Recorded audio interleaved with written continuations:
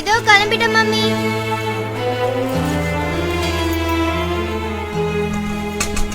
சீக்கிரம் கிளம்ப மாட்டீங்களா? ராதிகா, நெஞ்சு கறிக்குதுமா, கொஞ்சம் வெந்நீர் வச்சு கொடுத்துட்டு போமா.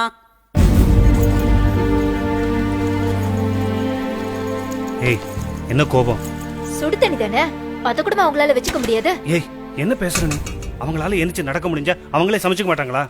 அதான் பிரச்சனையே. இந்த வீட்ல நமக்கு ஒரு சமையல், அவங்களுக்கு ஒரு சமையல், டெய்லி 2 சமையல் செய்ய வேண்டியதா இருக்கு. இதுல உப்பு காரம் ஆகாது, அல்சர் வேற. ஆபீஸ்க்கு போயிட்டு வந்தா எங்கேயாவது நிம்மதியா கொஞ்ச நேரம் உட்கார முடியுதா? திரும்ப நைட்டுக்கு 2 சமையல் செய்ய வேண்டியதா இருக்கு. என்னைக்காவது ஒரு நாள் நிம்மதியா நைட்டு தூங்கி இருக்கேனா? நைட்டான குரல் கொடுப்பாங்க, நடு ராத்திரியில பாத்ரூம்க்கு கூட்டிட்டு போன்னு. நான் என்ன மனுஷன் இல்ல மாடா?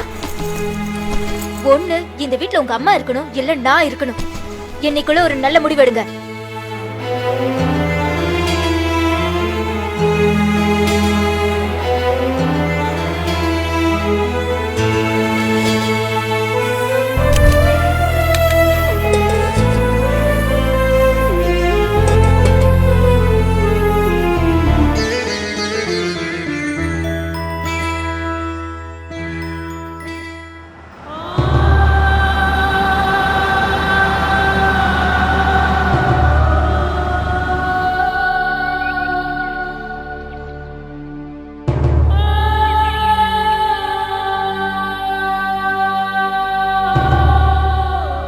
சைன் போடுங்க.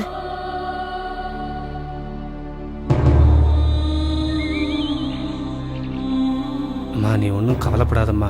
நம்ம வீடு மாதிரியே இங்கேயும் எல்லா வசதியும் இருக்கும்மா.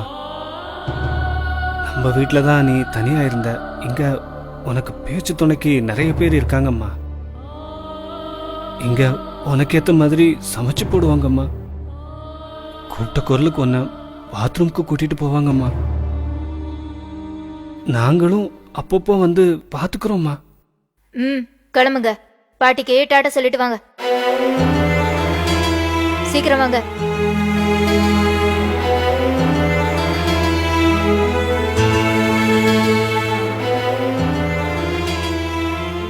அக்கா, பாட்டி இனிமே நம்ம வீட்டுக்கு வரமாட்டாங்களாக்கா? ஆமாடா, இனிமேல் வரவே மாட்டாங்க. அப்படின்னா நாமும் வயசான உடனே நம்ம அம்மாவை கொண்டு போய் ஆசிரமத்துல சேர்த்துருவோமா?